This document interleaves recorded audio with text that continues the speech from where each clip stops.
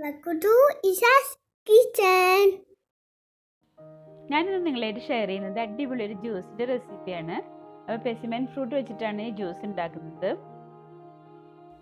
ഈ ഒരു ഫ്രൂട്ട് കാണാൻ തക്കാളിയുടെ പോലെ ഉള്ളതുകൊണ്ടാണ് തോന്നുന്നുണ്ട് ഇതിനെ തക്കാളിപ്പഴം എന്നും പറയും.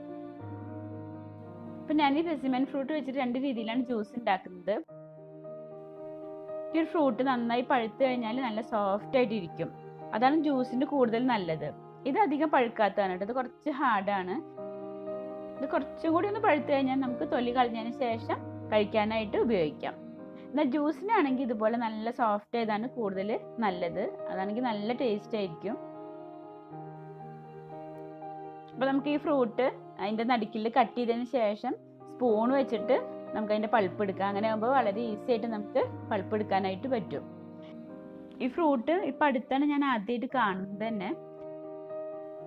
ഒട്ടും പുളിയൊന്നും ഇല്ലാതെ നല്ല മധുരമായിട്ട് കഴിക്കാൻ നല്ല ടേസ്റ്റാണ് കേട്ടോ. അപ്പോൾ ഞാൻ അതുകൊണ്ട് ജ്യൂസ് ഉണ്ടാക്കിയപ്പോൾ എല്ലാവർക്കും നല്ല ഇഷ്ടമായി. അപ്പോൾ ഞാൻ നിങ്ങളായിട്ടൊന്ന് ഷെയർ ചെയ്യാമെന്ന് വിചാരിച്ചു. ഇപ്പം അടുത്താൻ തോന്നുന്നുണ്ട് നമ്മളെ നാട്ടിൽ ഈ ഫ്രൂട്ട് വന്നു തുടങ്ങിയത്. അപ്പോൾ ഞാൻ ഈ ഫ്രൂട്ടിനെ കുറിച്ച് കൂടുതൽ അന്വേഷിച്ചപ്പോഴാണ് കാക്കി ഫ്രൂട്ട് എന്ന പേരുകളൊക്കെ ഇതിനുള്ളതായിട്ട് എനിക്ക് അറിയാൻ പറ്റിയത്.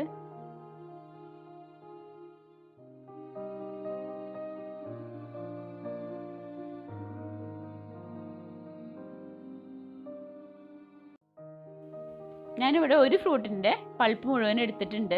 നമുക്ക് അതുകൊണ്ട് ജ്യൂസ് ഉണ്ടാക്കാം.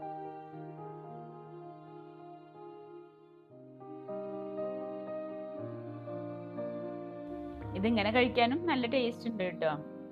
അപ്പോൾ നമുക്കിനി ജ്യൂസ് ഉണ്ടാക്കാൻ വേണ്ടി ഒരു മിക്സിയുടെ ജാറിലേക്ക് നമ്മൾ എടുത്തിട്ടുള്ള ഈ പൾപ്പ് ഇട്ട് കൊടുക്കാം. പിന്നെ മധുരത്തിന് ആവശ്യമുള്ള പഞ്ചസാര ചേർത്ത് കൊടുക്കാം. ഈ ഫ്രൂട്ട് നല്ല മധുരം ഉള്ളതുകൊണ്ട് തന്നെ കുറച്ച് പഞ്ചസാരയുടെ ആവശ്യമുള്ളൂ. ഞാൻ 2 ടീസ്പൂൺ പഞ്ചസാര ഇട്ട് കൊടുത്തിട്ടുള്ളത്. നമുക്ക് കുറച്ച് വെള്ളം ഒഴിച്ച് ആദ്യം നന്നായി ഒന്ന് അടിച്ചെടുക്കാം. 2 ഐസ് ക്യൂബും കൂടി ഞാൻ ഇട്ട് കൊടുക്കുന്നുണ്ട്. നമുക്ക് ഒന്ന് അടിച്ചെടുക്കാം. അപ്പോൾ നല്ല തിക്കായിട്ടുള്ളത്. ഇനി നമ്മൾക്ക് കുറച്ചും കൂടി വെള്ളം ഒഴിച്ച് ഒന്നും കൂടി അടിച്ചെടുക്കാം.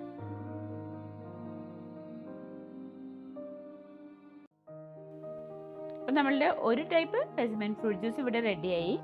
ഇനി നമുക്ക് അടുത്ത പെർസിമൻ ഫ്രൂട്ട് വെച്ചിട്ട് ഒരു ജ്യൂസും കൂടി റെഡിയാക്കാം. അപ്പോൾ ജ്യൂസിന് വേണ്ടി നമുക്ക് നേരത്തെ ചെയ്ത പോലെ തന്നെ ഫ്രൂട്ട് കട്ട് ചെയ്ത് അതിനുള്ളിൽ നിന്ന് പൾപ്പ് എടുക്കാം.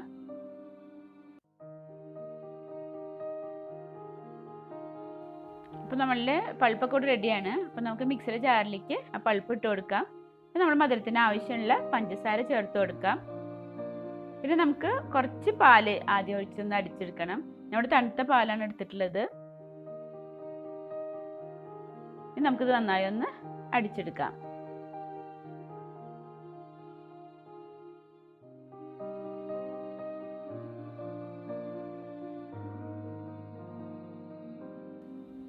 അപ്പോൾ നല്ല തിക്കായിട്ടുള്ളത്. അപ്പോൾ നമുക്ക് കുറച്ചും കൂടി പാൽ ഒഴിച്ച് ഒന്നും കൂടി അടിച്ചെടുക്കാം.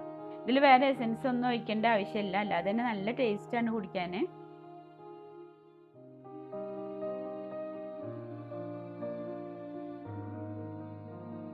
ഞാൻ ഇവിടെ ഒരു ഫ്രൂട്ടിന് 1 ലിറ്റർ പാലാണ് എടുത്തിട്ടുള്ളത്.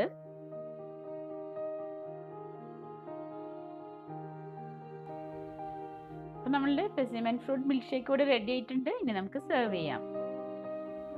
അപ്പോൾ നിങ്ങൾക്ക് എൻ്റെ വീഡിയോ ഇഷ്ടമായിട്ടുണ്ടെങ്കിൽ ലൈക്ക് ചെയ്യാനും മറ്റുള്ളവർക്കായിട്ട് ഷെയർ ചെയ്യാനും മറക്കരുത് കേട്ടോ.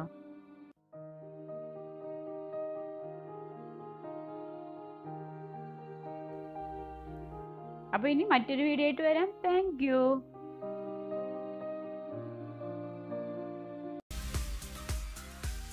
റസിയാസ് കിച്ചൻ ചാനൽ നിങ്ങൾ ആദ്യമായിട്ട് കാണുകയാണെങ്കിൽ ഒന്ന് സബ്സ്ക്രൈബ് ചെയ്യണേ. തൊട്ട് കാണുന്ന ബെല്ലൈക്കനും കൂടി ഒന്ന് ക്ലിക്ക് ചെയ്യാം. അപ്പം ഇനി അടുത്ത വീഡിയോയിൽ കാണാം. Thank you.